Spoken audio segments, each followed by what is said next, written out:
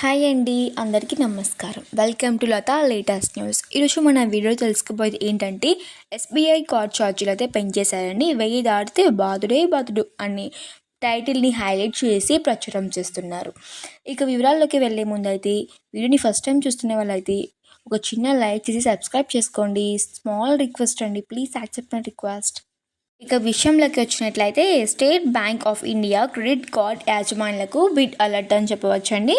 SBI card వివిధ ఛార్జీలు పెంచేసిందండి. కొత్త ఫీజుల ప్రకారం 1000 దాటితే మరి బాదుడు అని అంటున్నారు. లావాదేవీలు చెల్లింపు, కార్డ్ రెస్మిడేషన్ వంటి సర్వీసులకు కొత్త ఛార్జీలు నిర్వహిస్తున్నారండి. నవంబర్ 1వ తేదీ నుంచి కొత్త ఛార్జీలు అమల్లోకి వస్తాయటండి. దేనికి ఎంత ఛార్జ్ పడుతుంది అనే వివరాలని ఈ వీడియో తెలుసుకుందాం. అస్సలు స్కిప్ చేయకుండా చూసినట్లయితే మీకు పూర్తిగా అర్థమవుతుందండి. పోతే మీరు స్టేట్ బ్యాంక్ ఆఫ్ ఇండియాను చెందిన క్రెడిట్ కార్డును వినియోగిస్తున్నట్లయితే వివిధ రకాల సేవలపై ఫ్రీ పెంచుతున్నారండి. ఇటీవలే ప్రకటించింది ఏంటంటే సవరించిన కొత్త ఛార్జీలు నవంబర్ 1వ తేదీ నుంచి 2025 నుంచి అమల్లోకి వస్తున్నట్లు వెల్లడిస్తున్నారండి. దీంతో ఎస్బీఐ వార్డ్ యాజమాన్యం అప్రమత్తంగా ఉండాలి, లేదంటే 1000 రూపాయలు దాటిందంటే భారీగా ఛార్జీలు చెల్లించవలసి వస్తుందని తెలుపుతున్నారు. ఇకపోతే education payments, digital what loading, card మార్పిడి వంటి ట్రాన్సాక్షన్ ఈ కొత్త ఛార్జీలు ప్రభావితం చేస్తున్నారండి. ఇక వివరాలను అయితే ఇప్పుడు తెలుసుకుందాం.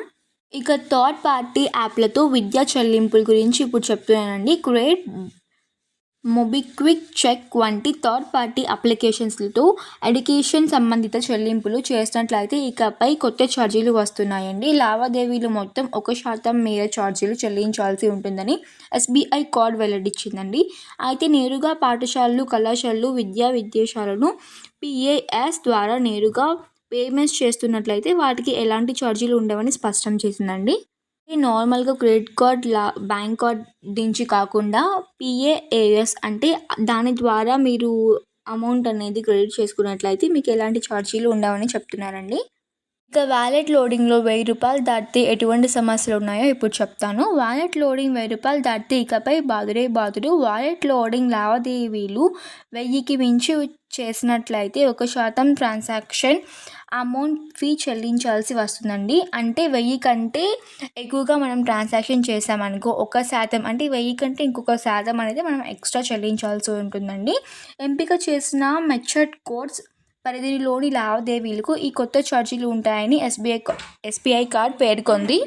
ఇకపోతే ఎంపిక చేసిన మెథడ్ కోడ్స్ పరిధిలోని లావాదేవీలకు ఈ కొత్త ఛార్జీలు ఉంటాయని ఎస్బీఐ కార్డ్ పేర్కొందండి. థర్డ్ పార్టీ మెర్చెంట్లు ఎడ్యుకేషన్ పేమెంట్స్ ఛార్జీలు మెర్చెంట్ కేటగిరీస్ కోడ్ల ఆధారంగా విశ్రమిస్తుందండి.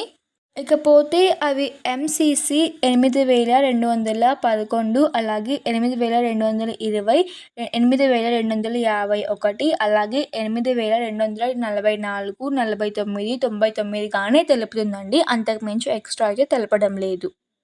Thank you for watching my video అండి, అండ్ ప్లీజ్ సబ్స్క్రైబ్.